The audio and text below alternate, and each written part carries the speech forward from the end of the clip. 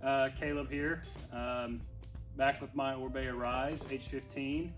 Was the H15, I don't know what you call it now. I've done a few upgrades to it, but I had several people reach out to me on Instagram and then leave some comments on my YouTube on the video on the first one I did for the unboxing or the first impressions, whatever you want to call it. So I had some people reach out, want me to kind of give you a first ride review. I'm not a reviewer of any kind, nor am I what I would consider like an expert mountain bike rider. I do ride a lot. This is my first e-bike, so take it with a grain of salt. Some things that I say may not be right, but it's my impression, so here we go. So, give you a backstory of the only really experience that I have with e-bikes. Back in like 2016 or 17, I was out at the Lahitas Mountain Bike Festival in Big Bend, and Giant was there. A friend of mine demoed a Giant, I think it was a Trance or whatever they call them, but it was kind of, my first experience with the e-bike. I pedaled it around for a little bit. Felt heavy, a lot of power. Honestly, I was the "you're cheating" kind of guy, but honestly, this thing has absolutely changed my mind when it comes to that. It pedals exceptionally well. Granted, it has a motor, so I don't know how you want to compare that. I have a 2021 Epic Evo that I ride a lot. All of our trails here in East Texas area are kind of cross country. So I ride that bike a lot. This thing felt like an absolute dirt bike going through my local trails. We have some pretty decent little downs. We're in East Texas, so we do have some hills and stuff, but it felt absolutely just fun and playful and poppy on the downhills, hitting some jumps. I did ride this bike before I did the upgrades here locally. Normally it's like a 9-mile loop. I can usually ride it in 48 to 51 minutes depending on the day. I got one loop in before I did the upgrades, and I rode that loop in about, I think it was like 35, 36 minutes. I'll look on my Strava and see, but absolute blast to ride. I feel like that you have to earn e-bike rides, so I'm gonna keep pedaling my natural aspirated bike, or I think they call them acoustic bikes, the proper term or whatever, but I'm gonna keep riding it just to earn rides on this thing. It's that much fun. So hit some jumps with it. It's really, really different. Like I said, it's my first e-bike, so it's different when it gets in the air. I feel like, to me, you have to kind of work a little more to get it in the air, but there again, it's 46 pounds, so that's to be expected.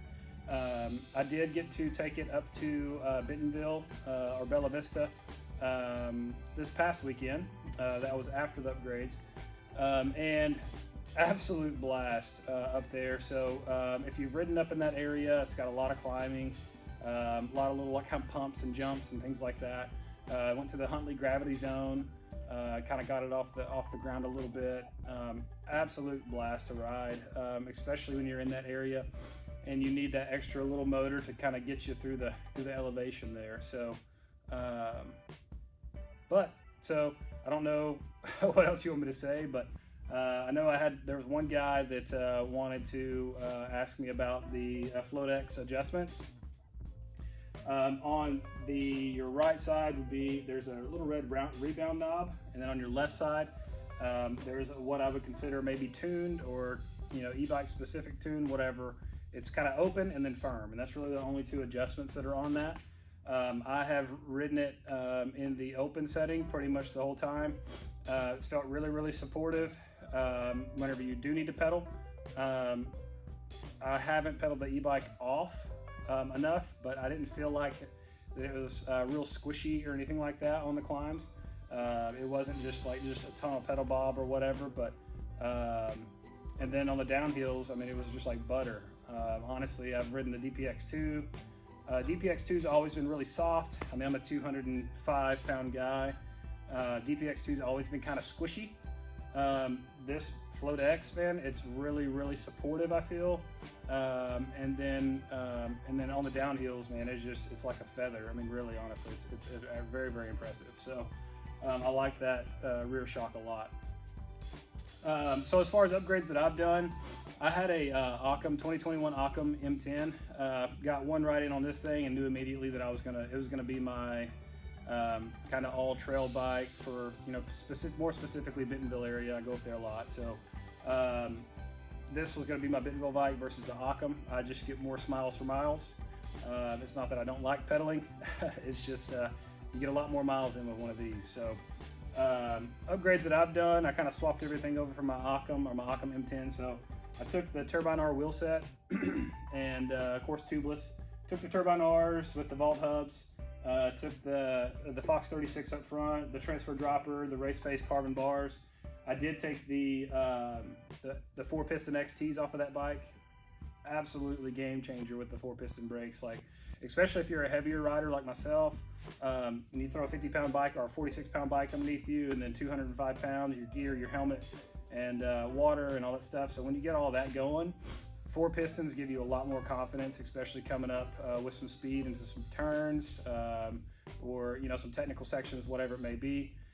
Definitely like the 4-piston brakes on that. So only other thing I did was the Axis GX wireless kit on that. Kind of cleaned up some of the wires up front, and then I'm running the DMR V2N clipless pedals, kind of their downhill pedal.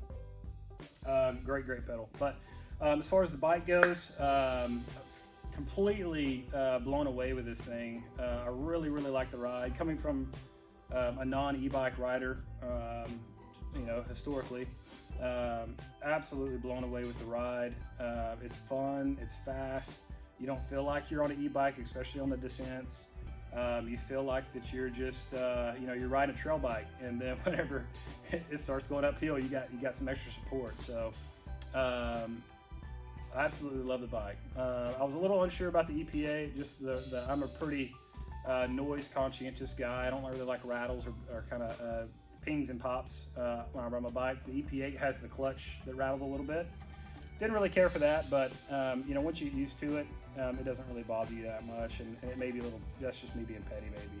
But yeah, so if you guys, this is all in one take too, so if I'm kind of fumbling around, it's because I have no script. I don't script any of this stuff. I don't take YouTube seriously at all. But yeah, if you want to reach out to me, have any other questions on the bike, just hit me up on Instagram. I'll throw my Instagram down a tag.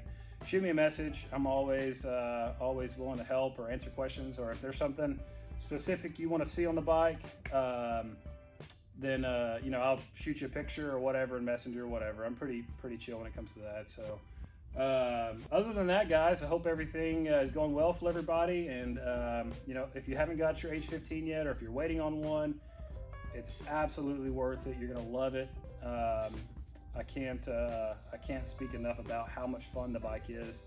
I literally, people come over to my house and I'm like, you've got to ride this bike. Like, get on it, pedal it, and it's an absolute blast. So I'll shoot you some kind of glamour shots, I guess you'd say, with the upgrades on it. It is dirty. Oh, with my upgrades, it did come in right at 46.2 pounds. That's tubeless, with the upgrades, with pedals. So we shaved a little bit of weight there, not a ton. But it's still a blast. Doesn't matter. It's got a motor, right? Weight doesn't matter. So yeah, if you guys need anything or you know, have any questions, give me a shout. Love to help. Stay safe.